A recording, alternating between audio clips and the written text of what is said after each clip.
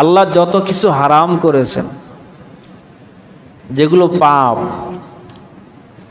আপনি চুরি বলেন, ডাকাতি বলেন, দুর্নীতি বলেন, সুদি কাজ, ঘুষের কাজ, জিনা, ব্যভিচার, যা বলেন, যত পাপ আছে এবং যত হারাম জিনিস আছে, কিছু না কিছু তো একটু লাভ আছে না ভাই?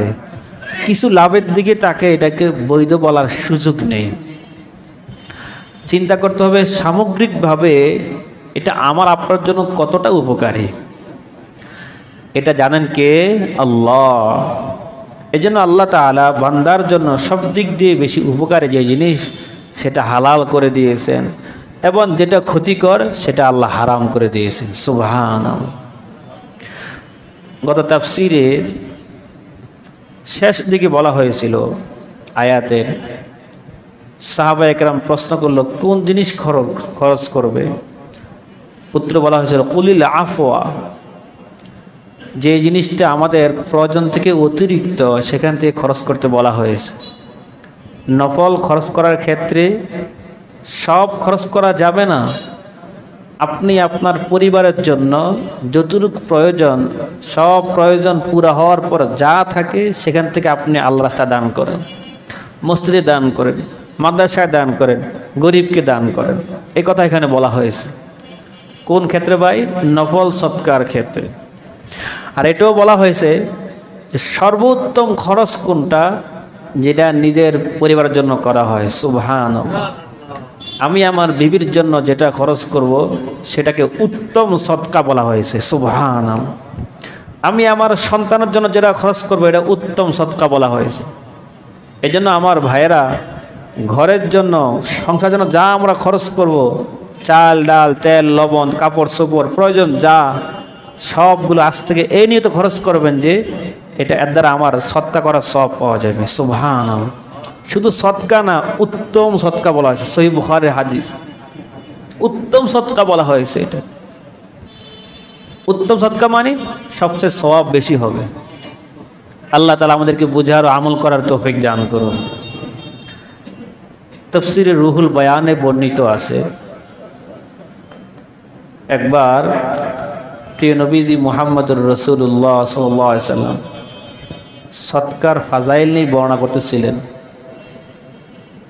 সদকা করলে কি কি লাভ, এই বিষয়ে রাসূলুল্লাহ বয়ান করতেছিলেন। সদকার বয়ান শুনে অন্যান্য সাহাবারা সবাই সদকা করতে লাগলো, কিন্তু একজন সাহাবী হযরত আবু বকর আল বাহিলি রাদিয়াল্লাহু তাআলা আনহু কানা জালিসান বাইনা ইয়াদাই নবী সাল্লাল্লাহু আলাইহি ওয়াসাল্লাম ইউহাররিকু শাফাতাইহি। ওই সাহাবী তিনি আল্লাহ নবীর সামনে বসা ছিলেন, চুপচাপ বসে দুই ঠোঁট নাড়াতেছিলেন। রাসূল প্রশ্ন করলেন, মা লাকা লিমা তুহাররিকু শাফাতাইক? এই সাহাবী, তোমার কি হলো? তুমি বসে বসে দুই ঠোঁট নাড়াচ্ছ, তুমি কি বলতেছো? ওই সাহাবী জবাব দেয়, ইয়া রাসূলুল্লাহ, আপনার সদকার বয়ান শোনার পর সবাই তো দান করতে শুরু করলো, কিন্তু আমি কি দান করব? লাইসা ইনদি মালুন, আমার তো কোনো অর্থ সম্পদ নাই, আমি কি দান করব? তাই আমি চুপচাপ বসে আকুলু ফি নাফসি, মনে মনে আমি দুটো নারায়ে নিম্ন স্বরে বলতেছি, সুবহানাল্লাহ, আলহামদুলিল্লাহ, লা ইলাহা ইল্লাল্লাহ, আল্লাহু আকবার। কি বলতেছে ভাই? সুবহানাল্লাহ, আলহামদুলিল্লাহ, লা ইলাহা ইল্লাল্লাহ, আল্লাহু আকবার। আবার বলেন, সুবহানাল্লাহ, আলহামদুলিল্লাহ, লা ইলাহা ইল্লাল্লাহ, আল্লাহু আকবার। এরপর রাসূল বলেন, ও আমার সাহাবী, তুমি যে তাসবিহ পাঠ করতেছ এটা তো উত্তম স্বর্ণ দান করার থেকেও। সুবহান। যাদের তৌফিক নাই তারা এই সুবহানাল্লাহ বললো আল্লাহ শতকরা সওয়াব দান করবে। সুবহান। আলহামদুলিল্লাহ বললো আল্লাহ সওয়াব দান করবে। সুবহান। তাফসীর রুহুল বয়ানে একটা হাদিস বর্ণিত আছে, আপনারা শুনলে অবাক হয়ে যাবে। সর্বপ্রথম সুবহানাল্লাহ এই পৃথিবীতে কে বলছে? সর্বপ্রথম আলহামদুলিল্লাহ এই পৃথিবীতে কে বলছে?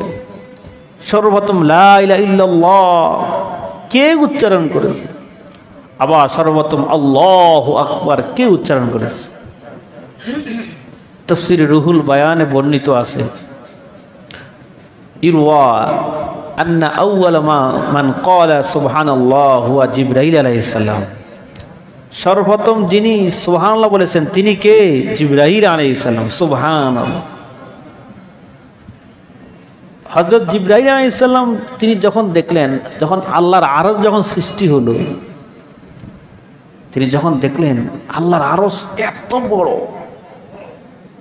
লাম্মা ওয়াকা নজরু আলাল আরশি ওয়া আযমাতিহি, যখন দেখলেন যে আল্লাহর আরশ এত বড়, তখন ওনার জবান দিয়ে বের হয়েছে সুবহানাল্লাহ। বলেন না সুবহানাল্লাহ।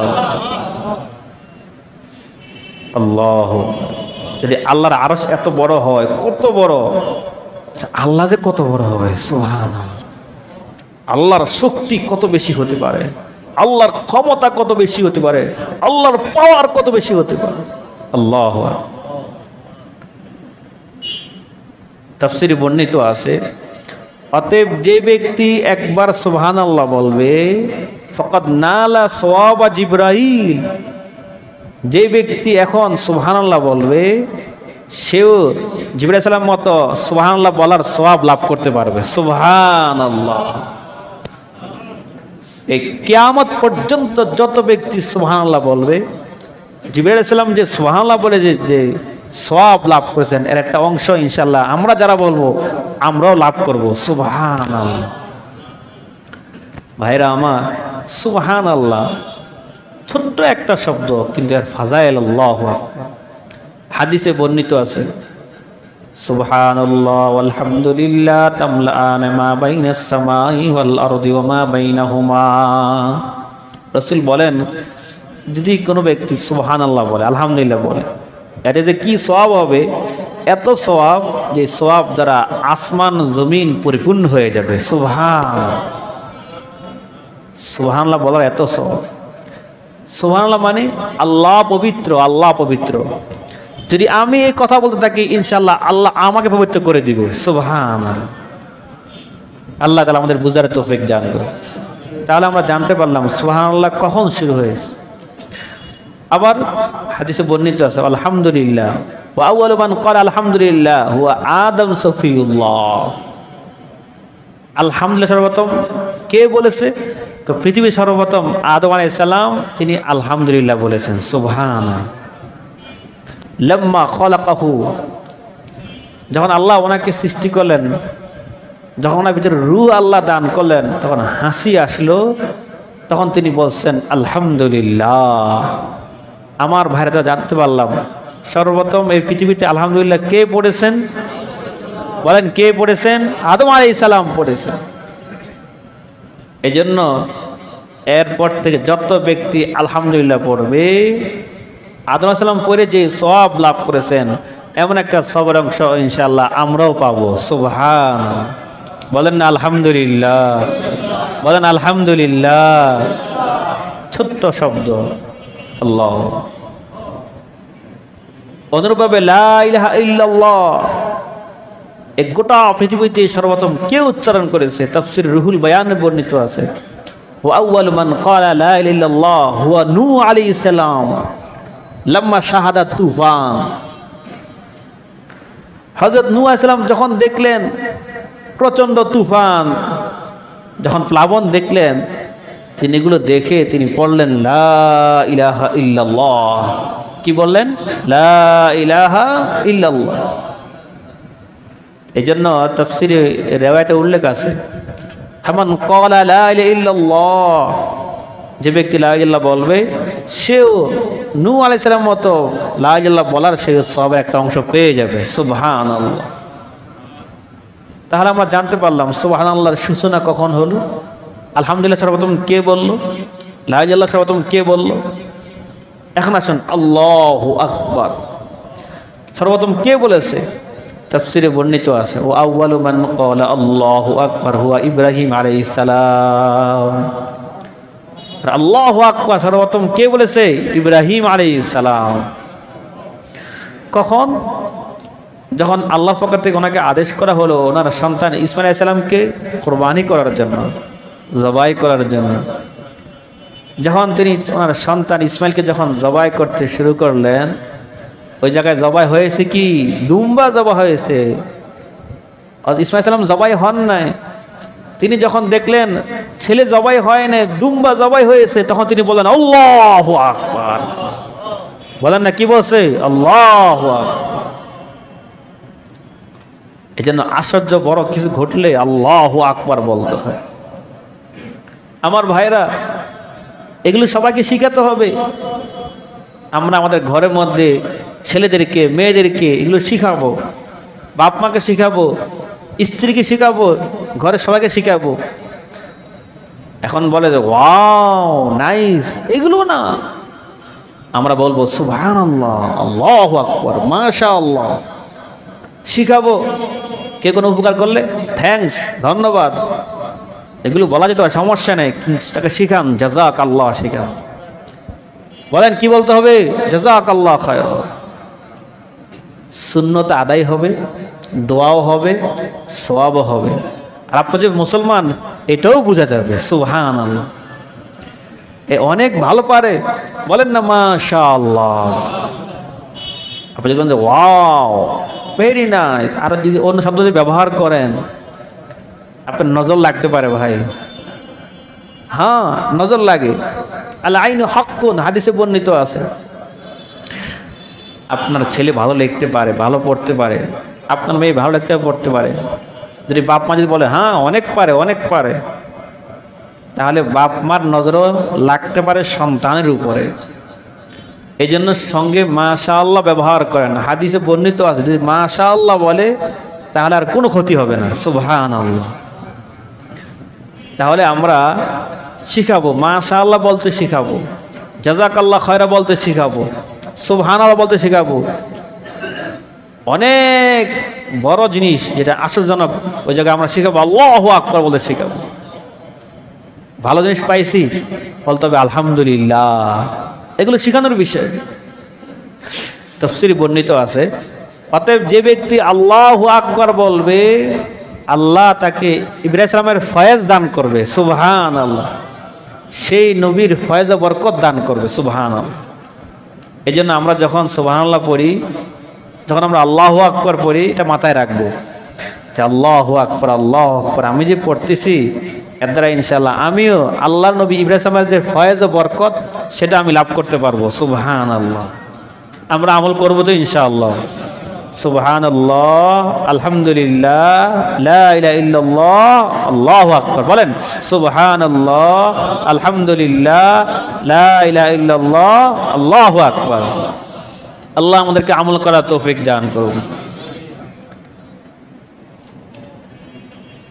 এরপর আয়াতে শান নজরুল এই সূরা নিসার আয়াত নম্বর 10, যখন এই সূরার এই আয়াত যখন নাজিল হয়, আল্লাহ বলেন ইন্নাল্লাযীনা ইয়াকুলুনা আমওয়ালাল ইয়াতামা যুলমা, নিশ্চয় যে সমস্ত লোকেরা এতিমদের মাল ভক্ষণ করে, জুলুম করে, ইন্নামা ইয়াকুলুনা ফি বুতুনিহিম নার, তারা যেন নিজেদের পেটে জাহান্নামের আগুন ভরতেছে, যেন জাহান্নামের আগুন খাইতেছে। এতিমের মাল খাওয়া মানে নিজের পেটে জাহান্নামের আগুন ঢুকানো। নাউযুবিল্লাহি মিন যালিক। এই আয়াত যখন নাজিল হয়েছে, সাহাবা একরাম যারা নাকি এতিমদের লালন পালন করত, ভয় পেয়ে গেল যে একসঙ্গে খাওয়া দাওয়া করতেছি, না জানি আমার পেটে এতিমের খানা চলে যায় কিনা। এই জন্য সাহাবা একরাম এতিমদেরকে আলাগ করে দিল, এদের খাবার আলাগ করে দিল। খাবার আলাগ করার কারণে এতিমদের অনেক কষ্ট হইতেছিল। কেন? কখন ওদের খানাটা কম পড়ে, আবার কখনো অতিরিক্ত হয়, খাবারটা নষ্ট হয়ে যায়, অন্য কেউ খায় না, ডরে ভয়ে খায় না। এই জন্য সাহাবা একরাম প্রশ্ন করে, ইয়া রাসূলুল্লাহ এখন করণীয় কি, এদের তো ক্ষতি হইতেছে। তখন আল্লাহ তাআলা আয়াত নাজিল করলেন, ওয়ায়াসআলুনাকা আনিল ইয়াতামা কুল ইসলাহুল লাহুম খায়র। আল্লাহ বলেন, হে নবী, তারা আপনাকে প্রশ্ন করে এতিমদের সম্পর্কে, আপনি বলে দিন ইসলাহুল লাহুম খায়র, এদের জন্য কল্যাণ কামনা করাই উত্তম। অর্থাৎ যেভাবে এতিমদের দেখভাল করলে এদের উপকার হবে সেভাবে করতে বলা হয়েছে। যদি একসঙ্গে খাওয়া দাওয়া করলে এদের উপকার হয়, একসঙ্গে খাওয়া দাওয়া করো। যদি আলাদা করলে এদের উপকার হয়, তো আলাদা করে দাও। মোট কথা এতিমদের যেটা কল্যাণ সেটা করতে বলা হয়েছে। এই আয়াত থেকে বুঝাইল এতিম যারা, এদের জন্য যেটা কল্যাণকর হবে সেটা করতে বলা হয়েছিল। আল্লাহ আমাদের বুঝার তৌফিক দান করুন। আল্লাহ বলেন, ওয়া ইন তুখালিতুহুম ফাইখওয়ানুকুম, যদি তাদেরকে মিশায় নাও খাবার পানাহারের মধ্যে, ফাইখওয়ানুকুম, তারা তোমাদের ভাই, দিনী ভাই। ভাই যেমন ভাইয়ের সঙ্গে মিলেমিশে খাওয়া দাওয়া করে, যারা এতিম তারাও তোমাদের দিনী ভাই, এদেরকে নিয়ে তোমরা খাওয়া দাওয়া করো, এতে কোনো সমস্যা হবে না। আল্লাহু ইয়ালামুল মুফসিদা মিনাল মুসলিহ, আল্লাহ বলেন আল্লাহ তো জানেন কে নষ্টকারী আর কে কল্যাণ কামনাকারী। এতিমদের মাল পায়া এতিমের কে উপকার করতেছে আর কে ক্ষতি করতেছে জানেন কে? আল্লাহ। আপনি একসঙ্গে এতিমকে নিয়ে খাওয়া দাওয়া করতেছেন, তার কি ক্ষতি করলেন না উপকার করলেন, এটা জানেন কে? আল্লাহ। আপনি চেষ্টা করতেছেন, সাধ্য অনুযায়ী চেষ্টা করতেছেন যেন এতিমের কোনো ক্ষতি না হয়, তাকে আলাদা করে দে, সে একা পারবে না, তার ক্ষতি হতে পারে। এই জন্য যদি আপনাকে মিশিয়ে নেন, মিলিয়ে নেন যে আসো একসঙ্গে খাওয়া দাওয়া করবো, এটা ভালো হবে। আর আল্লাহ জানেন আপনার নিয়তটা কেমন। আল্লাহ বলেন, ওয়ালাউ শা আল্লাহু লাআনাতাকুম, যদি আল্লাহ চাইতেন তোমাদেরকে আল্লাহ তাআলা সংকট ফেলতেন, আর কঠিন বিধান নাজিল করতেন। আল্লাহ সেটা চান নাই, আল্লাহ সহজ করে দিয়েছেন।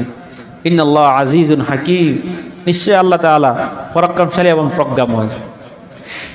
এই আয়াতের মাধ্যমে এতিমদের বিষয়ে কথা বলা হয়েছে, এদের কল্যাণ কামনা করতে বলা হয়েছে। এতিমদের বিষয়ে এত গুরুত্ব দেওয়া হয়েছে কেন জানেন? আল্লাহ ভাই, আমার নবী তো এতিম ছিলেন, ঠিক না ভাই? জন্মের আগে বাবাকে হারিয়েছেন, জন্মের কিছুদিন পর তো কয়েক বছর পর মাকেও হারিয়েছেন। কেমন এতিম ছিলেন। এই জন্য আল্লাহর নবী গোটা পৃথিবীতে এতিমদের বিষয়ে অনেকগুলো বর্ণনা করে গেছেন। যেমন এক বর্ণনা আছে, মান ওয়াজা ইয়াদাহু আলা রাসি ইয়াতিমিন ফালাহু হাসানাতুন বিকুল্লি ফালাহু হাসানাতুন, যে ব্যক্তি তার হাতকে কোনো এতিমের মাথার উপর রাখলো, রসুল বলেন তার হাতের নিচে যতগুলো চুল থাকবে সে অনুযায়ী আল্লাহ তাকে সওয়াব দান করবে। সুবহানাল্লাহ। এতিমের কি দাম! যদি আপনি মহাব্বত করে তাদের মাথায় একটু হাতটা বুলেন, হাতটা রাখেন, এই হাতে নিয়ে যতগুলো চুল থাকবে এই চুল পরিমাণ আল্লাহ আপনাকে সওয়াব দান করবে। সুবহানাল্লাহ। বলেন তো আমার ভাইরা, মাথায় কত হাজার চুল আছে। আল্লাহু আকবার। যদি আমি একবার যদি মহাব্বত নিয়ে হাত বুলাই দেই, আল্লাহ আমাকে এত নেকি দান করবে। সুবহানাল্লাহ। এতিম যদি খোঁজ করতে চান, আশপাশ তাকান, মাদ্রাসাগুলো যান, বিশেষ করে যেগুলো কওমি মাদ্রাসা যাবেন, অনেক এতিম পড়াশোনা করতেছে, যায় খোঁজখবর নেবেন, একটু দোয়া দিয়ে আসবেন, অন্তত মাথায় একটু হাত বুলিয়ে আসবেন, এই সওয়াব নেওয়ার জন্য যে আমার রসুল বলছে যদি এটি মাথায় হাত বুলাইয়া দেওয়া হয় আল্লাহ তাকে চুল পরিমাণ সওয়াব দান করে। সুবহানাল্লাহ। আরেক হাদিসে বর্ণিত রাসূল বলেন, আনা ওয়া কাফিলুল ইয়াতিমি ফিল জান্নাতি কাহাতাইন, রাসূল বলেন আমি এবং যারা এতিমদের লালন পালন করে, আমি এবং যারা এতিমদের লালন পালন করে জান্নাতে একসঙ্গেই থাকবো। সুবহানাল্লাহ। রসুল বলেন কাহাতাইন, দুই আঙ্গুল দেখা দিলেন যে কাহাতাইন, এই যে তর্জনী আঙ্গুল মধ্যমিকা আঙ্গুল যেভাবে একসাথে, যে ব্যক্তি কোনো এতিমের লালন পালন করে আল্লাহর জন্য, সে আমি নবীর সঙ্গে একসঙ্গে থাকবে। সুবহানাল্লাহ। আমার ভাইরা, যাদেরকে আল্লাহ তৌফিক দিয়েছে, আজকে নিয়ত করেন যে আমি কোন এতিমকে লালন পালন করবো ইনশাআল্লাহ। আমি একজন এতিমকে হাফেজ বানাবো, আলেম বানাবো, আল্লাহওয়ালা বানাবো, শিক্ষিত বানাবো। ভাই সওয়াবও হবে এবং আল্লাহর নবীর সঙ্গে জানা থাকার সুযোগটা পেয়ে যাবেন ইনশাআল্লাহ তাআলা। আল্লাহ তাআলা আমাদেরকে তৌফিক দান করুন। এরপরের আয়াত থেকে নিয়ে প্রায় 17টি আয়াত অত্যন্ত গুরুত্বপূর্ণ বিষয়, পারিবারিক বিভিন্ন বিষয় নিয়ে আলোচনা শুরু হবে। বিবাহ শাদী নিয়ে, তালাকের বিষয় নিয়ে, দুধ পান করার বিষয় নিয়ে, অন্যান্য অনেক বিষয় নিয়ে আলোচনা শুরু হবে। আমি আপনাদেরকে অনুরোধ করব, এই আয়াতগুলো তাফসীর প্রত্যেকে শুনবেন। মা বোনদেরকেও বলছি, আপনারাও এই সামনের অন্তত 17টা আয়াতের তাফসীরগুলো কেউ মিস করবেন না, সবাই শুনবেন, জরুরি ভাই।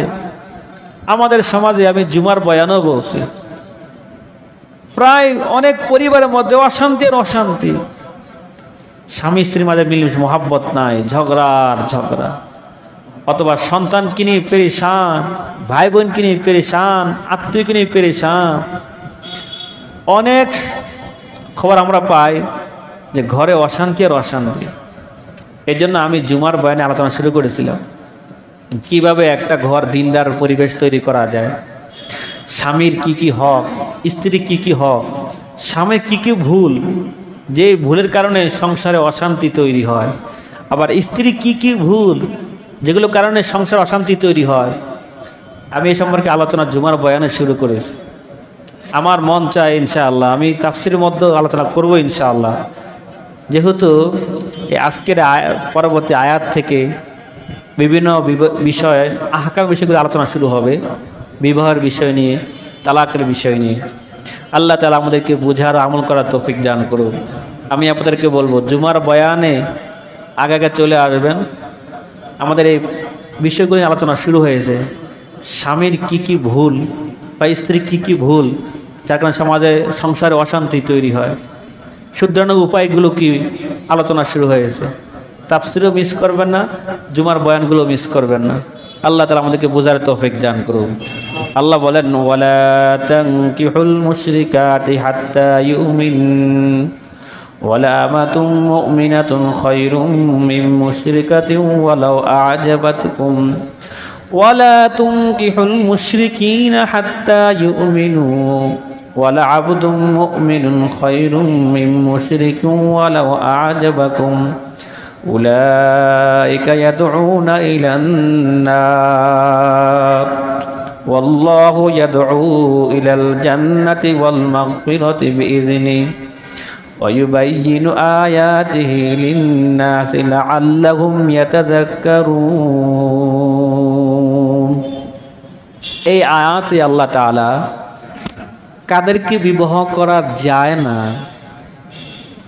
কাদের সঙ্গে বিবাহ করলে আপনার সংসার কখনো শান্তি হবে না, দুনিয়াও শেষ আখিরাতও শেষ। আল্লাহ বলেন, ওয়ালা তানকিহুল মুশরিকাত, যারা কাফের, বেঈমান, শিরিককারী, যারা কখনো তাদেরকে বিবাহ করবা না। আল্লাহ বলে মুশরিকা, যারা শিরিককারী মহিলা, এদেরকে বিবাহ করা যাবে না। হাত্তা ইউমিননা, তারা যতক্ষণ না ঈমান নিয়ে আসবে। এই আয়াত থেকে প্রমাণিত হলো যার ঈমান নাই তাকে বিবাহ করা যায় না। আপনারা হয়তো মনে করবেন যে ও মনে হয় হিন্দু থেকে বিয়ে করা যায় না। হ্যাঁ, এটা তো ঠিক আছে, যারা হিন্দু বিবাহ করা যাবে না। এবং যারা বর্তমানে যারা ইহুদি খ্রিস্টান, যারা বর্তমানে যারা আছে, কারণ এদেরও আকীদা ঠিক না, এই জন্য এদেরকেও বিবাহ করা ঠিক হবে না। এবং যারা মুসলিম নামদারি, ঈমান নয়, যেমন কাদিয়ানি, মুসলমান না কাফের, মুসলমান না কাফের, বিবাহ জায়েজ হবে? জায়েজ হবে নাকি জায়েজ হবে না? শিয়া, শিয়াদের ভাই 73টা গ্রুপ আছে শিয়াদের। এর মধ্যে কয়েকটা হয়তো ঈমান মোটামুটি কিছুটা আছে, বাকিদের ঈমানে নাই, কাফের। আপনারা হয়তো মনে করবেন যে এরা তো মুসলমান, বিবাহ দেয়, আমার বোনকে বিবাহ দেয়। হ্যাঁ, আমার কাছে প্রশ্ন এসেছে, আপনাদের এলাকার কোনো একজন মুসল্লি আমার কাছে প্রশ্ন করে, উনি ওনার মেয়ে বিয়ে দেবেন, ছেলে শিয়া। আমি ওনাকে না করছি, না ভাই বিবাহ দিবেন না, আপনি বিবাহ সই হবে না, কারণ সে কোন পর্যায়ে শিয়া বলা যায় না। শিয়াদের অনেকগুলো গ্রুপ, যারা হয়তো আলীকে খোদা মনে করে, নাউযুবিল্লাহ মিন যালিক। হয়তো আলী কি খোদা না, এমনকি শিয়াদের কোন কোন গ্রুপ আমার আপনার নবীকে শেষ নবী মনে করে না, নাউযুবিল্লাহ মিন যালিক। এই জন্য যারা শিয়া, নাম মুসলিম হলেও বিবাহ সই হবে না। এমনই ভাবে অনেক বাতিল গ্রুপ আছে যারা মাজারে সিজদা করে, যারা মনে করে যে আমার খাজা গায়েব জানে, আমার খাজা সব জানে, আমার খাজা আমার কবরে আসবে, এদের ঈমান ঠিক থাকবে না। যার ঈমান নাই সে তো কাফের, আর যে কাফের তার সঙ্গে বিবাহ সই হবে সব। এই জন্য আপনার ছেলেকে, আপনার মেয়েকে, আপনার আত্মীয়কে বিবাহ দেওয়ার ক্ষেত্রে মাথায় রাখতে হবে সে মুসলমান কিনা। দাঁড়িয়ে আছে, লেবাস পোশাক দেখে মনে করেন সে মুসলমানও করবেন না ভাই। এই ক্ষেত্রে অবশ্যই হক্কানি আলেমদের পরামর্শ নেবেন। আজকাল আমাদের সংসারগুলোতে আপনারা মাফ করবেন, অনেক জায়গায় আমরা তো জানি মিম্বার বসার কারণে অনেক মুসল্লি ভাইয়েরা, অনেক মানুষ আমাদের কাছে ফোন দেয়, সুখ দুঃখগুলো বলে। আমি দেখি 90% সমস্যাগুলো স্বামী স্ত্রী নিয়ে, ঝগড়ার ঝগড়া, ঝগড়ার ঝগড়া। অনেকে হয়তো মুখ ফুটে বলতে পারে না, লজ্জার কারণে বলতে পারে না, কিন্তু ভিতরে অস্থির অবস্থা, অস্থির অবস্থা। কেন? ওই যে হাদিসে বর্ণিত আছে, রাসূল বলেন তুনকাহুল মারআতু লিআরবাইন, নারীদেরকে বিবাহ করা 4টে গুণ দেখে। লি জামালিহা, সৌন্দর্যের গুণ দেখে বিবাহ করা হয়। লি মালিহা, মাল দেখে বিবাহ করা হয়। 3 নম্বর লিনাসবিহা, বংশ দেখে বিবাহ করা হয়। 4 নম্বর লিদিনিহা, দিনদারি দেখেও বিবাহ করা হয়। রাসূল বলেন ফাসফার বিজাতি দিন তারবিয়াত ইয়াদা, দিনদারি দেখে তুমি বিবাহ দাও, তোমার কপাল খুলে যাবে। সুবহানাল্লাহ।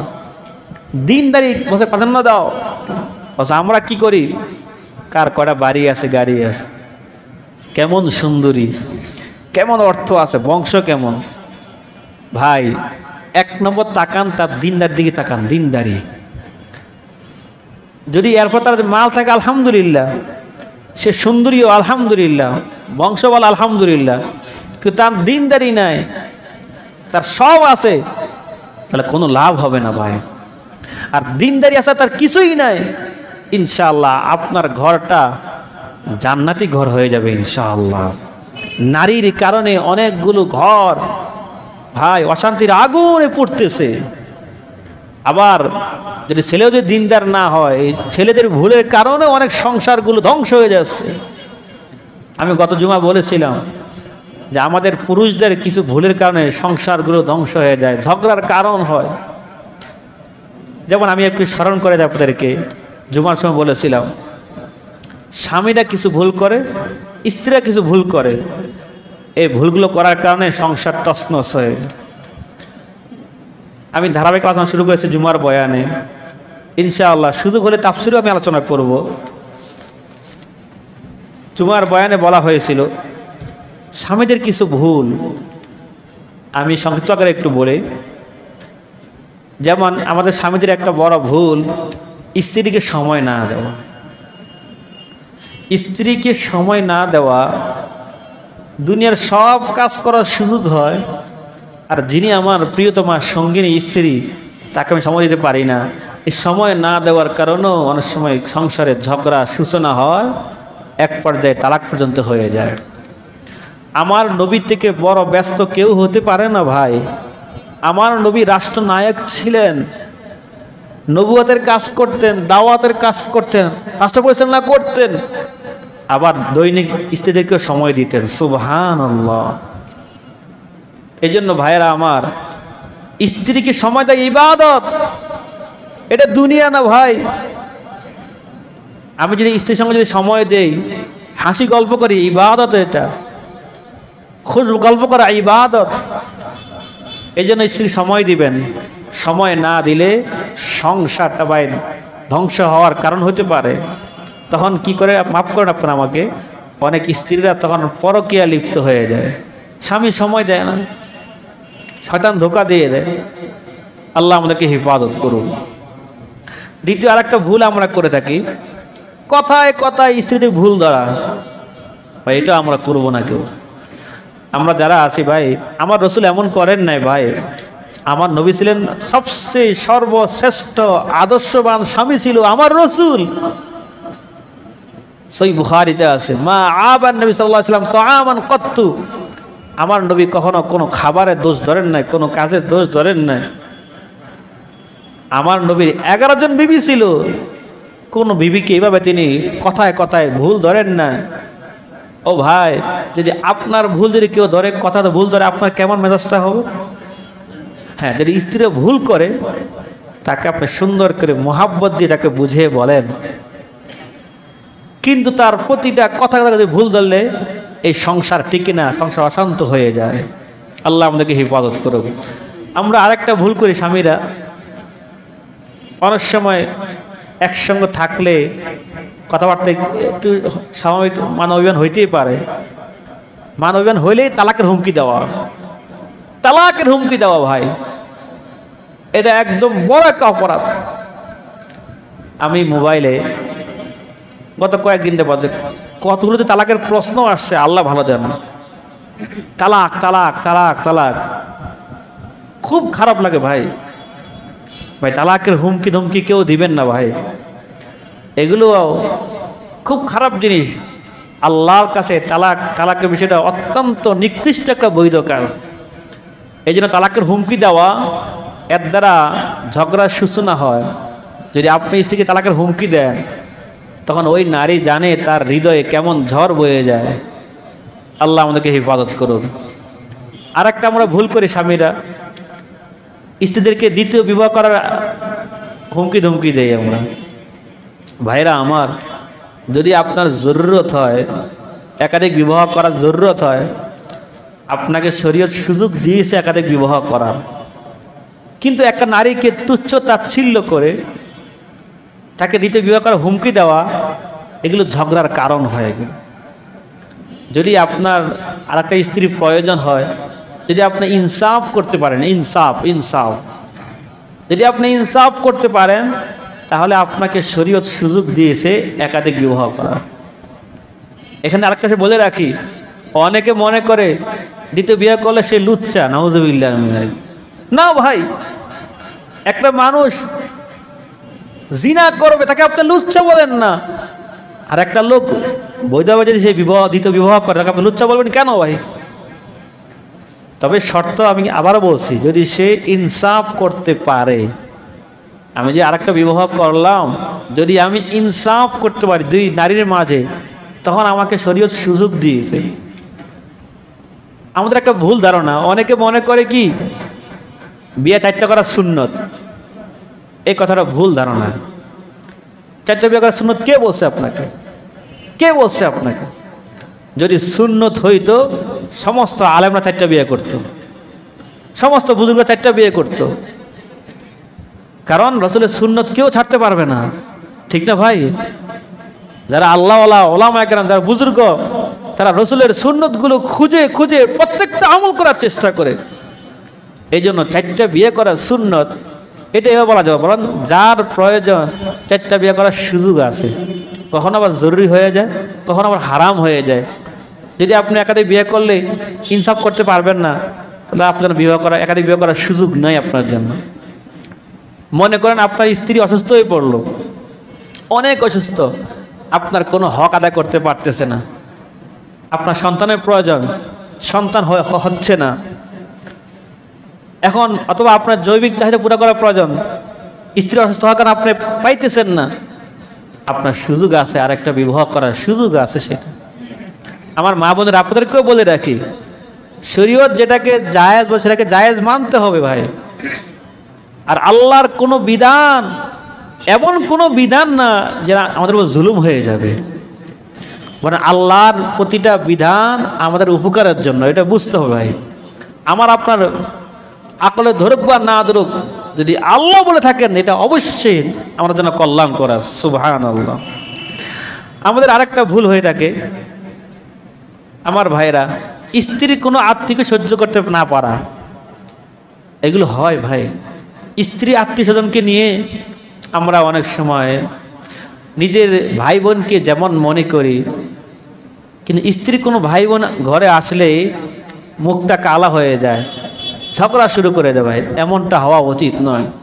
আমি প্রায় সময় কথা বলি, যদি এই পৃথিবীতে যদি প্রতিটা মেয়ে তার শাশুড়িকে শ্বশুরকে যদি নিজের আপন বাপ মায়ের মতো মনে করে, এবং যদি প্রতিটা শাশুড়ি এবং শ্বশুর নিজের পুত্রবধূকে যদি নিজের মেয়ের মতো মনে করে, তাহলে আর ঝগড়া হবে না প্রতিটা ঘরে, ইনশাআল্লাহ। ইনশাআল্লাহ এটা মনে করা দরকার।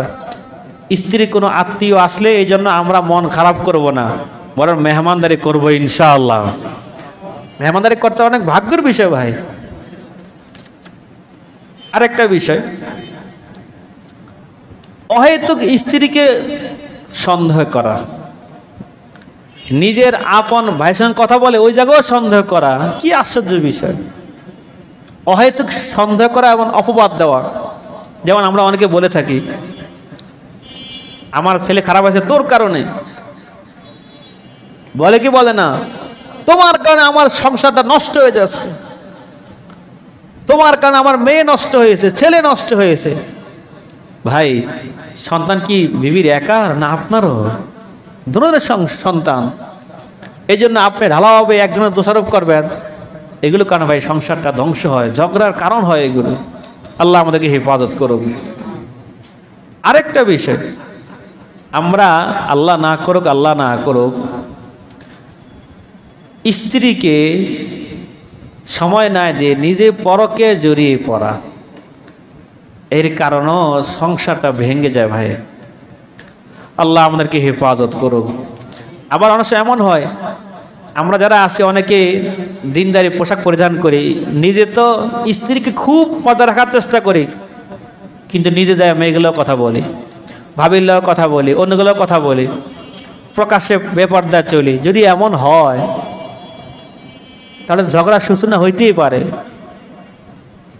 আমার অনেক ভাইয়েরা যারা মাশাআল্লাহ দাওয়াতে কাজও করে, নামাজ পড়ে, হজ করে, যাকাত দেয়, নিজের বিবিকে খুব পর্দা রাখার চেষ্টা করে, আর নিজের বেলায় কোনো পর্দায় বেলায় দেখা যায় না। এগুলো কারণে ঝগড়া হয়। এগুলো আল্লাহ আমাদেরকে হেফাজত করুক। অনেক সময় এমন হয়, স্ত্রীকে তার যে বাবার বাড়িতে দেখতে দেওয়া হয় না, এই কারণেও ঝগড়া হয়। ভাই, যে মেয়েটা নিজের আপন বাবাকে ছেড়ে আসলো, মাকে ছেড়ে আসলো, ভাই বোনকে ছেড়ে আসলো, তার এখানে আপন বলতে কেউ নাই, আপনিই তার আপন। একটা মেয়ে সব ছেড়ে আসছে, তাকে যদি আপনি সুযোগ না দেন, সময় না দেন, তখন সে বিগড়ে যাবে, তখন সংসারে ঝগড়া শুরু হয়ে যেতে পারে। এগুলো কিছু আমাদের পুরুষদের ভুল, ইনশাআল্লাহ সামনে বলা হবে। নারীদের কিছু ভুল যেগুলো কারণে সংসারে অশান্তি হয়, এবং পুরুষ কিভাবে চললে স্ত্রী তার প্রতি মহাব্বত আরও বাড়বে, সংসারে সুখ নাজিল হবে, ইনশাআল্লাহ এই সম্পর্কে আলোচনা সামনে করা হবে। আল্লাহ তাআলা আমাদেরকে আমাদের প্রতিটা ঘরকে সুখের ঘর বানিয়ে দেন। আল্লাহ তাআলা আমাদের প্রত্যেকটা ঘর থেকে ঝগড়া বিবাদ দূর করে দেন। আল্লাহ তাআলা আমাদের প্রত্যেকটা ঘরে জান্নাতি পরিবেশ আল্লাহ কায়েম করে দেন। সাহাবায়ে কেরামের ঘরগুলো যেমন ছিল, আল্লাহ তাআলা আমাদের ঘরগুলো এরকম বানিয়ে দেন, বলেন না আমিন। এই জন্য আমার ভাইয়েরা, মূল কথা হলো দিনদারি পরিবেশ ঠিক রাখতে হবে এবং দিনদার দেখে বিয়ে দিতে হবে। আল্লাহ বলেন, যারা দিনদার না, যারা মুসলমান না, এটাকে তোমরা বিবাহ করো না, কারণ ঈমান ছাড়া যে গায়রে মুমিন, গায়রে অমুসলিম, যে তার সঙ্গে বিবাহ সহি হয় না। আর যারা মুসলমান কিন্তু দিনদার না, বিবাহ সহি হয় কিন্তু সুখ পাওয়া যায় না।